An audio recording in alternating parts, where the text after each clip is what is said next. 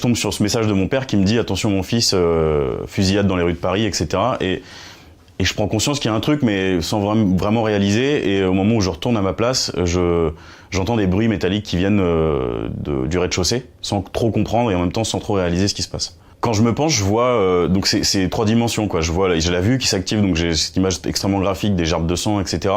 Et la deuxième chose, c'est l'odorat, donc je commence à sentir la poudre, et en même temps le sang aussi, c'est une odeur les deux sont très métalliques, donc les deux mélangés, ça prend vraiment au trip, quoi. C'est très, très violent, et une espèce d'impression de plus rien n'existe à part ces sons-là.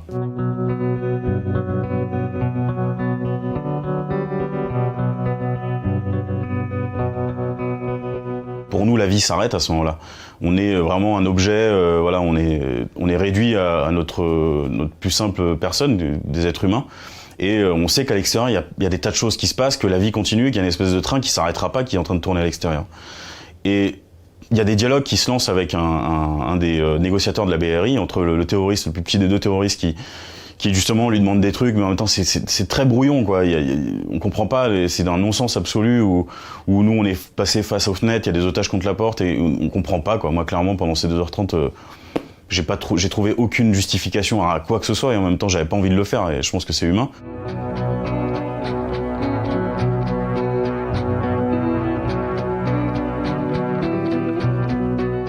On retombe sur un autre policier en haut des escaliers qui mène sur le rez-de-chaussée, donc on le suit, il nous dit de venir, donc, etc. Et on tombe sur un dernier opérateur qui est au niveau du bar, et je me souviens de descendre les escaliers et de voir 2 femmes qui s'enlacent, et mon esprit refuse de comprendre, et je me dis putain, elles dorment.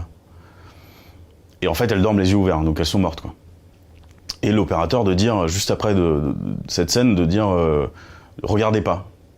Et je lève les yeux, et en fait derrière lui, il y a cette espèce d'amoncellement de cadavres où en fait moi je vois ça et je tombe dans les pommes, quoi, parce que j'en suis c'est comme s'il y avait eu un second traumatisme dans le traumatisme où je me dis putain, je viens de passer 2h30 avec les mecs qui ont fait ça et moi je peux marcher, j'arrive à sortir de là.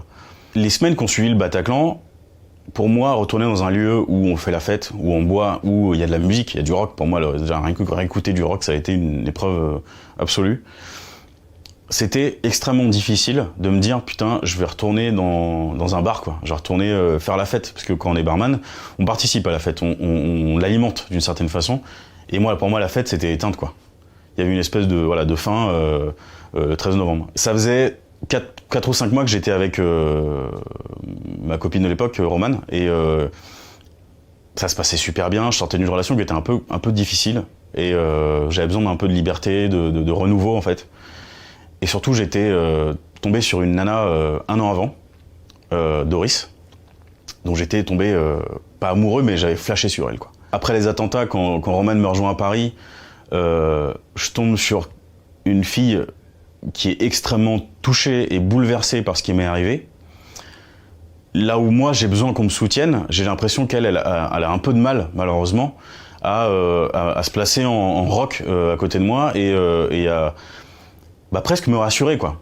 Et c'est terrible, mais j'ai l'impression que j'ai pas envie de la rassurer. Doris a été la première personne à me dire « on en parle quand tu veux ».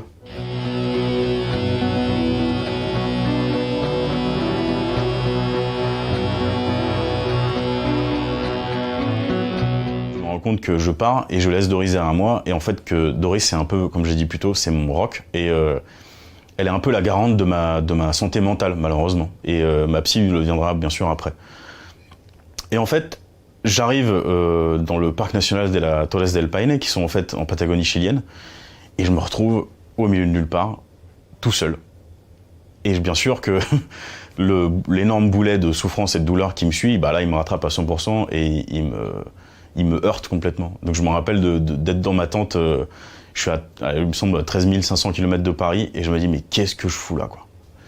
Donc je vis vraiment ces 2 semaines comme une espèce de long couloir de souffrance, où j'ai besoin de Doris, je l'appelle, mais en même temps ça capte pas, on a du mal à se parler, j'ai pas internet, enfin c'est la cata, et en même temps ça me permet de me purger, et quand j'arrive en France, je sais que je suis peut-être prêt à reprendre quelque chose. Et ce quelque chose, c'est mon quotidien, en fait.